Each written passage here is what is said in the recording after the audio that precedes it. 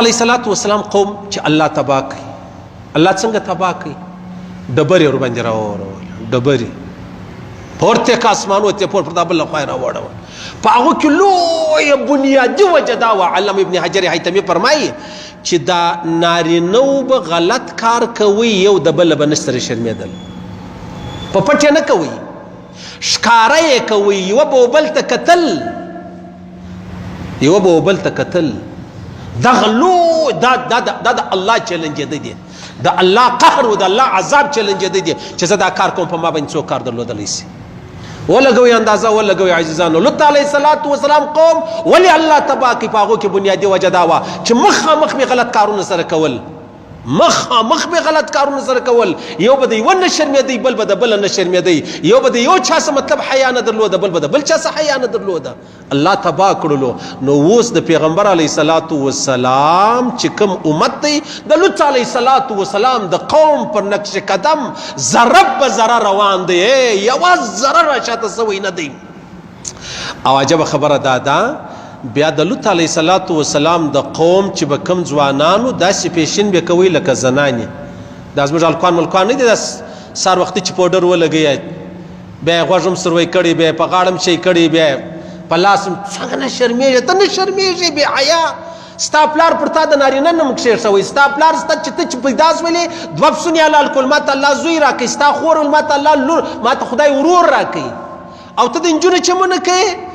دا لوط علیه السلام قومي دا چمونه کول الله پاک تباه او برباد کړو. ما او تا ته خالق قصه کښېښوله. نن زما او ستا په وطن کې برملا په ښکاره دا خبرې چې دي هغه راغلي دي. د لوط علیه السلام قوم به څه چمونه کول؟ عبدالله ابن عباس فرمایي ژرې به یې خریلې. عبدالله ابن عباس فرمایي کبوتربازانو کبوترې به الله زولې پر چتو به ختلي وو. کبوترې ساتل جایز دي، خو د شوق د پاره نه چې ته پر چتو ختلی کوترې الزې نارې جوړې کړې دي، دا د فاسق سړي علامه ده. او عجبه بله درته کوم، علامه ابن حجر حیتمي فرمایي کم کبوترباز نه دی، کبوترباز حدیث کې راځي تر آساتي الله نه وژني تر څو یې غریب کړی نه، فقیر کړی نه، مسکین کړی نه، تر آساتي الله نه وژني کبوترباز. د الله رسول فرمایي یو سړی به کبوتر پسې ځغلي دی، ولې یو شیطان په بل شیطان پسې ځغلي، یو شیطان په بل شیطان پسې. دا ټول د الله رسول فرمایي. بیا به اوس بیا دا چې برېتوران ستا غوی بیا ما تعال راواسي پیم والا وابل خورا دي ما ته دمکیانې راکوي. که رښتیا په تی کې غیرت و نو د دمکۍ څه ضرورت دی؟ ما کله تی ته ولې زه تی ته دمکۍ در کومه؟ ما کله تی ته ولې زه به تی ګورمه؟ ته ولې و ما ته وایه چې زه به ستا سره داسې وکړم هغسې وکړم؟ ته خپل کار کوه، زه به خپل کار کوم. که په ما کې غیرت و زه به خپل کار نه پرېږدم، که په تا کې غیرت و به ته خپل کار نه پرېږدې.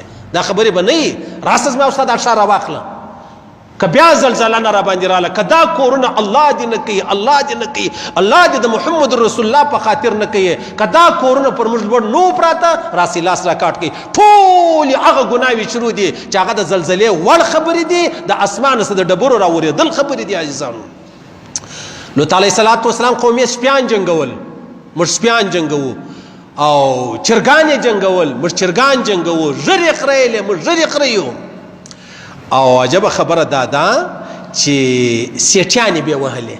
زموږ هلکان نه دا مزدا و مزدا والا خاص کر سیټیانې به یې وهلې، او په خپلو کې به سره ناست یو د بله به باد پرې کوي، بیا د بیا ماپ یو د بله به شنه شنه د خندا کېدل. دا د لوط علیه السلام قومه وله. الله اکبر.